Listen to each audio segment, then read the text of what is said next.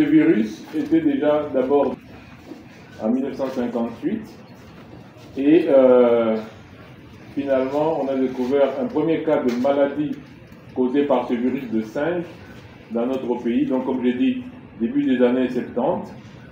Et depuis, ça évolue par petites endémies, surtout en périphérie des zones où il y a beaucoup d'arbres, donc de forêts, parce que tout simplement, c'est un virus qui vient de l'animal et qui s'est transmetté à l'homme dès lors que l'homme entrait en contact avec l'animal. Et l'animal, c'est essentiellement le singe, même si effectivement on soupçonne un peu la plupart des rongeurs. Essentiellement, les provinces les plus touchées, c'était les provinces du Nord, dont l'Équateur était vraiment la province la plus touchée. On avait ainsi chaque année un certain nombre de cas qui apparaissaient. Bon an, mal an, ça pouvait aller à 2000, 3000, 200, ça changeait régulièrement, mais c'était quelque chose que l'on suivait régulièrement et qui était bien connu. Depuis 2021-2022, on a vu le nombre de cas commencer à augmenter. On est arrivé à 2023, par exemple, à 14 000 cas, alors qu'en 2022, on était autour de 5 000 cas. Mais on s'est rendu compte d'autre chose entre-temps. On s'est rendu compte que la transmission homme-homme, notamment au travers de la transmission sexuelle, était apparue. Ce qui fait qu'on a vu qu'il y avait deux types de virus à peu près qui circulaient. Le premier étant celui qu'on connaissait, et le deuxième c'est une modification qui est arrivée et qui a entraîné cette transmission au travers de la voie sexuelle.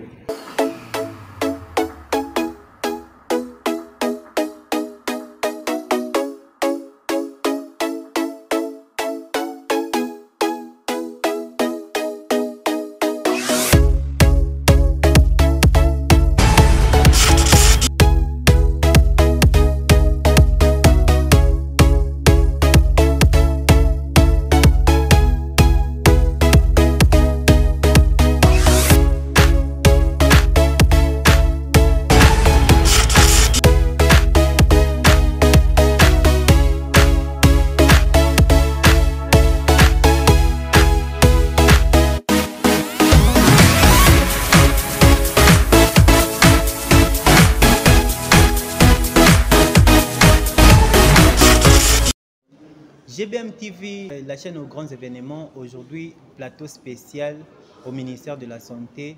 J'ai le réel plaisir de vous présenter l'émission Jeudi Santé comme d'habitude avec mon confrère que vous connaissez. Pour ceux qui ne le connaissent pas, je vais devoir lui tendre le micro afin qu'il puisse se présenter. Bonjour. Bonjour, monsieur le journaliste. Voulez-vous vous présenter naba oyo nyonso ba mona yo déjà pe ba bosani naba o bazo découvrir mbala liboso na émission na biso oyo balingaka mingi Jeudi Santé. Merci beaucoup. Je réponds au nom de Yannick Minambolo Munganga, éditeur et directeur général du magazine Santé pour tous et directeur général du site d'information échangepolitique.net. Alors, il y a toujours un plaisir ya kozala pembeni na yo. De temps à autre, il y a intervenir na plateau na biso GBM télévision na émission Jeudi Santé au bakino na bakinoise balinga mingi. Lelo touti bongo ko participer na point de presse moko oyo le ministre le patron ya santé à République démocratique du Congo ayebaki bongo na ko accorder na ensemble ya ba pandisango sur un virus oyo déranger non seulement la République démocratique du Congo mais déranger beaucoup de pays africains. Qu'est-ce qu'on peut retenir de ce que vous avez entendu tout à l'heure? Merci beaucoup pour la question et pour répondre boy na mutuna wana virus wana ya monkeypox ezali wabengaka variole du singe ezali eloko sikate ezali virus moko o déjà existaka déjà na Congo awa mais ezali sur retour na makasi na début ya année ya 2024 soko tali ne ministre autour loba 17 pays africains bazali vraiment contaminés bazali population na bango comme tungisama na virus wana monkeypox et na 17 pays wana biso pe RDC to na kati wana na kati ya RDC to za na ba province où ils ont déjà touché ba Nord Kivu, province orientale, Équateur, Katanga. Donc monkeypox aza déjà na kati ya province wana yango moni utilité to importance ya communication eza makasi na kati ya communauté po te communauté na biso to ba communauté na biso bayeba ba mesure d'hygiène nini bakozwa bayeba ndeni komibatelama mpona koéviter maladie wana ya monkeypox parce que ezali dangereuse ezoboma bato ezosala vraiment ba désastre. Monkeypox eza vraiment virus moko très dangereux et ministre Aoutaki ko étalé tout à l'heure ba mesures préventives, qu'est-ce qu'il faut faire pour éviter, n'est-ce pas, à ce que contamination et se propager d'une personne à une autre. Mais tout fongola non parenthèse moko, est-ce que vous trouvez que le ministre à la hauteur face aux dangers qui guettent les Congolais et Congolaises en République démocratique du Congo dans makambo etali virus? Comment tu as trouvé l'excellence, monsieur le ministre?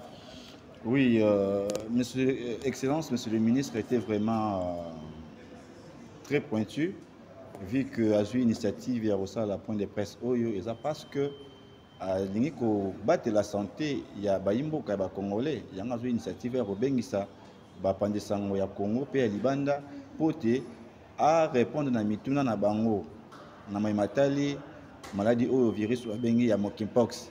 Il y a un ministre Lelo.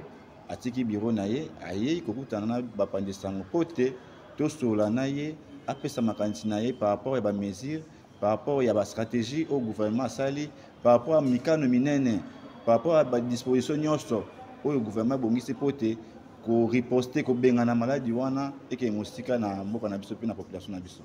Koyoka ministre to moni place moko ta mentionné que ba hôpitaux spécialisés pour accueillir ba malades eza déjà alobi bakaya ba décès ezali atangi ba chiffres mais koloba na biso que l'état congolais a bongisi ba hôpitaux bisika fulani pakala par exemple na Sud Kivu par exemple na province de l'Équateur et pas wapi ba to ya décès eza mingi yo otikali na posa par rapport ya ba question wana ba préoccupation na ou bien makanisi ya gouvernement ezali quelque part oyo ba congolais no ba découvrir te. Merci beaucoup pour la question. Ma candidat gouvernement na marametali riposte ya Monkeypox ezali kaka ndenge ministre a outko soana biso. Ministre azali ministre de la santé publique, hygiène et prévoyance sociale.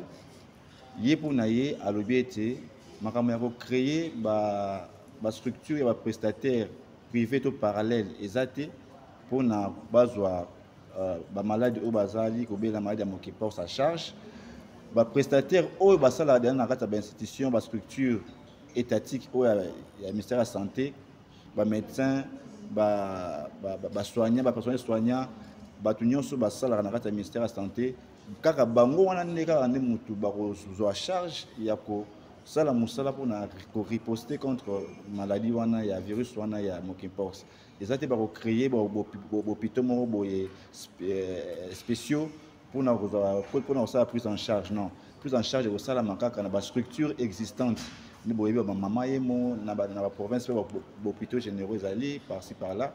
Car hôpitaux wana na ba même prestataire wana ba médecin wana ba professionnel de santé wana bango neka ande mutu ba la prestation pour la prise en charge ya bato ba contaminés et puis qu'on travailler en termes de communication pour battre la population base à maladie wana. Excellence à boyaki makambo oyo ya ko créer ba structure muso asika loko na tango ya covid ba créer ba structure asika bongo ebima ti lelo bato basala ba presta basika ko mission na bango te ba koma kolela yango wana Excellence Roger Kamba lobi boye etaki yaza muta mayele yaza muto au travailler na vision chef de l'état aza muto à mettre en place 6 engagements chef de l'état na secteur de la santé publique, hygiène et prévoyance sociale. Il y a un lobby, il y a aussi le rabat au baleka qui basala kité. Il y a une vision, il y a progrès, vision et développement, vision au et même certaines de la santé liboso, ils allaient être, nous avons besoin de rabattre cicaté, nous avons besoin de créer des hôpitaux cicaté. Car les hôpitaux au Zaranangwana, au facha créer la biso, au zalaki réhabilité, au médecin basalaka. Car les hôpitaux wana ndeka même personnel wana ba on est en charge riposte il y a Monkeypox. Donc nous avons besoin de créer ba compagnie mususu il y a main d'œuvre sika pour na ko en charge ba malade au bazo de la Monkeypox. Donc car ba médecin na biso au baza ka ba presta na hôpitaux au baza participer na ba centre na ba zone de santé na ba aire de santé kaka bango wana ka on mutu ba ça la prise en charge ya bato nyonso oyo baza kubela mabokono ya Monkeypox na kati ya République démocratique du Congo. Yesolo penza ndeko yani koyebi ke na mboka na biso République démocratique du Congo soki mama lambi mwa pondu mwa ndunda mwa ngai mwa matembele pembeni akolinga mwa musuni ezala mais ministre alobi mingi kolia musuni oyo ya nyama oyo amikufeli te bon batata oyo batekelaka biso mwa mbisi ya okauka mwa nzombo ya okauka yo koyeba epai euti sikoyo bato bamesana kolia pondu accompagné na mwa musuni basala koboni atako bayebi origine te epai nyama oyo azo kozala na nzungu to pe na sani auti kosala boni.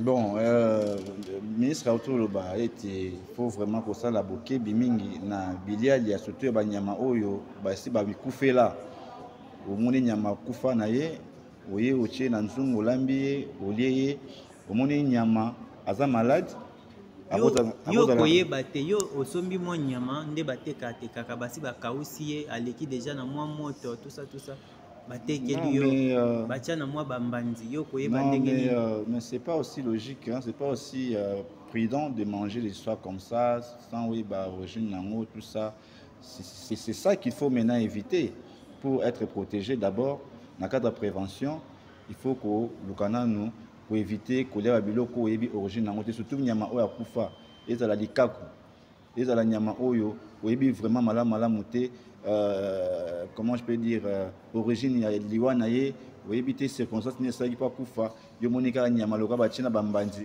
loka bino bolinga ba misuna mbanzi yebi te na chana nzungu na lamba non en tout cas au côté wana faut vraiment ko beta cette makasi parce que nanzela ya ba nyama o ba kufi wana banzela ba nyama o ba ta contaminé bien wane virus wana ezo côté la bato et puis eza sous na moyen mususu o virus e côté la bato nanzela ba rapport sexuel so ki bo coucher na moto aza infecté na virus ya monkeypox yo peut automatiquement ozala infecté aux maladies wana ya monkeypox. C'est pour cela qu'il faut être très prudent na biloko kolia pour éviter ba partenaires belé ils sont mibali comme basipé là na mobali moko fidélité pour que se protéger parce que plus on a un partenaire belé plus on a un risque de contaminer puis on battre virus sur c'est pas même c'est ça les problèmes.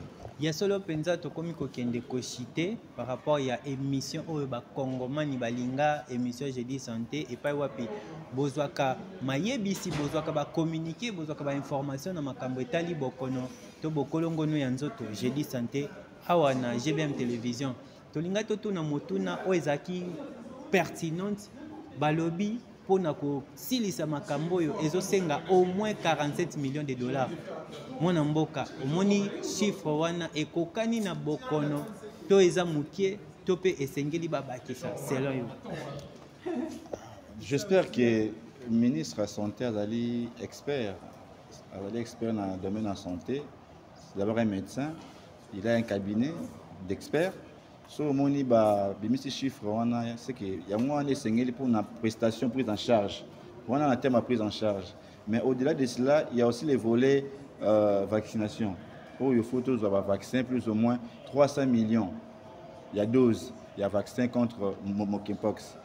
Alors bon on a ils ont plus ou moins 600 millions de dollars américains pour le vaccin parce que oui, pour se protéger na oskula maboko na ko simba banyama oyo bakufa te na ko simba nyama oyo peut-être oyebi origine nete kota uti te to aza maladie mais il faut plutôt vacciner bandeko na biso pote maladie wana emona bango te. Alors vaccin c'est très important et ça moyen moko par excellence pour na ko éviter ba maladie locale ba monkeypox wana ba polio ba rougeole ba coqueluche, tétanos et la maladie est évitable par la vaccination. Dès mois monkeypox, bientôt là, ce qui va vaccin est commis, je crois, dans 3 mois ou 4 mois, vaccin Koya. Le ministre de l'Auto-Lobaké, avec la réunion américaine, na CDC, na Gavi, et puis notre partenaire Moussou Sabine, au accompagnera le ministère de la Santé, dans le cadre de l'activité naïe. Alors, vous êtes déjà prêt pour financer, pour accompagner le ministère de la Santé, pour relever des défis où il y a monkeypox dans la RDC. Matondo mingi, mesdames et messieurs, binonyo sobozaki scotché, branché na GBM télévision pour na kolanda émission kitoko jeudi santé tokomi penza kokende na suka tokopesa mwana mboka ndeko Yannick maloba po ayeba bongo na kopesa message to pe mot de la fin na ye bongo to conclure émission na biso ya kitoko. Merci beaucoup ndeko journaliste et donc on a koloba comme mot de la fin zaki biso nyonso ba journaliste ba pandisango ba communicateur privé chef de l'état ba communicateur ya ministère de la santé ba communicateur bipa biso bodozwami to véhiculer message ya sensibilisation contre monkeypox virus parce que ça dit maladie moko ça dit virus moko très dangereux oyo ezoboma oyo ça a déjà ba dégâts na ba bisika mususu yango wana fallait vraiment to communiquer surtout sur les mesures d'hygiène ndeni to ko battre la pote to éviter pour attraper bokono wana ya monkeypox virus parce que ça maladie montré dangereux et puis deuxièmement il faut de sunga ministre de la santé na ministère na mobimba na makamotali communication na niveau ba communauté bisika to vandi même na ba place au totambolaka ba place to kina na masanga na ba église to qui est toujours ko betali solo il y a sensibilisation il y a mobilisation de la population sur makamotali comment to éviter monkeypox quelles sont les mesures d'hygiène oyo ba il faut ba adopter côté ba mi batela na maladie wana ya monkeypox virus. Voilà ce que je pourrais dire, mais je ne saurais pas terminer. Ça pour autant remercier M. Edir Kab de son excellence, ministre de la Santé publique, Hygiène et Prévention sociale, le docteur Raymond. Et je salue aussi Madame l'assistante Rosie. Et je salue également le secrétaire général à la santé, le docteur Sylvain Yuma Ramazani. Et je salue aussi le docteur Audrey Moulumba, directeur du PEV. Et je salue aussi le docteur Bruno, directeur Bruno de Pronanit. Donc voilà ce que je pouvais dire comme mot de la fin. Merci beaucoup. Merci beaucoup mesdames et messieurs, vous tous qui étiez branchés, vous tous qui étaient branchés, je corrige, sur GBM Télévision, la chaîne aux grands événements. Na émission na bino kitoko bolingaka jeudi santé émission oyo elobelaka makambo ya bokolongono ya nzoto donc makambo ya bonne santé awa na jeudi santé. Merci vraiment totikali bongo branché bozala scotché bo partager émission oyo pona ko rater eloko moko te na ba prochain numéro na biso. Les bonnes choses, prenez soin de vous. Malade des ali to lukelango solution elongo na gouvernement congolais topesi bino mbote. Prenez vraiment soin de vous. Bo panza sangwana na bakelasi manki ce qui virus wana manki eza ya solo pezo boma. Prenez soin de vous. Ciao.